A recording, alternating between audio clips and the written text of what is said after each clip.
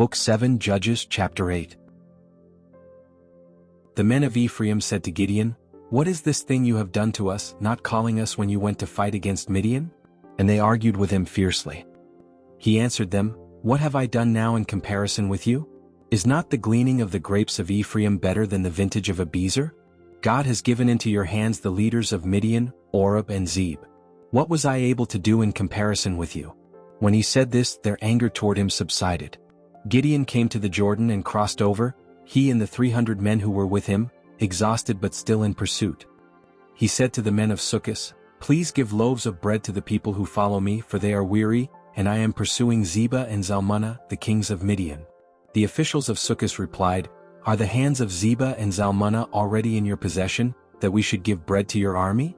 So Gideon said, "Well then, when the Lord has given Zebah and Zalmunna into my hand, I will tear your flesh with thorns of the wilderness and with briars."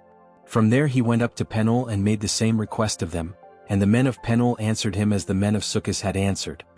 He spoke also to the men of Penuel, "When I return in peace, I will tear down this tower." Now Zebah and Zalmunna were in Karkor with their army, about 15,000 men, all who were left of the entire army of the people of the east, for 120,000 men who drew the sword had fallen. Gideon went up by the road of the tent dwellers east of Nobah and Jogbehah and attacked the army, for the army felt secure. Zebah and Zalmunna fled, and he pursued them and captured the 2 kings of Midian, Zebah and Zalmunna, and threw the whole army into confusion.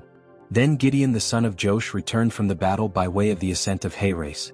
He caught a young man from the men of Succoth and questioned him, and he wrote down for him the officials and elders of Succoth, 77 men.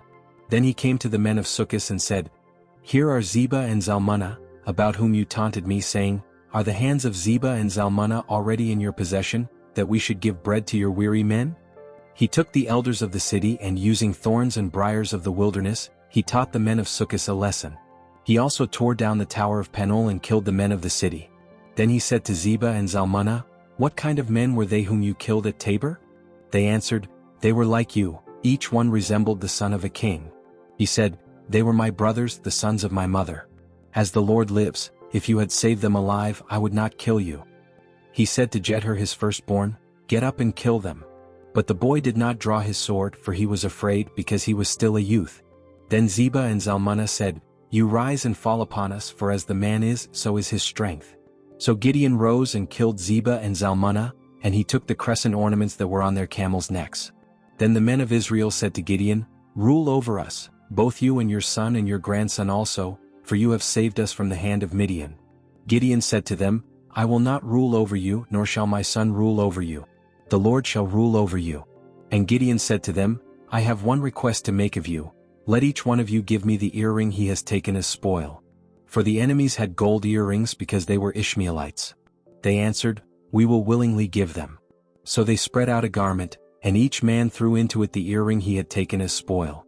The weight of the gold earrings that he requested was 1,700 shekels of gold, besides the crescent ornaments and pendants and the purple garments worn by the kings of Midian, and besides the chains that were around their camels' necks. Gideon made an ephod of it and put it in his city in Ophrah. And all Israel prostituted themselves with it there, and it became a snare to Gideon and to his household.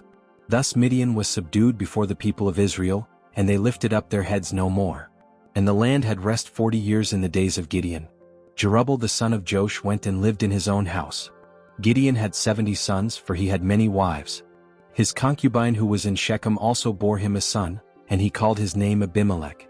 Then Gideon the son of Joash died at a good old age and was buried in the tomb of Joash his father, in Ophrah of the Abiezrites. As soon as Gideon died, the people of Israel turned again and prostituted themselves with the Baals and made Baal-berith their god. The people of Israel did not remember the Lord their God, who had rescued them from the hand of all their enemies on every side, nor did they show loyalty to the household of Jerubbaal, who had dealt so generously with them.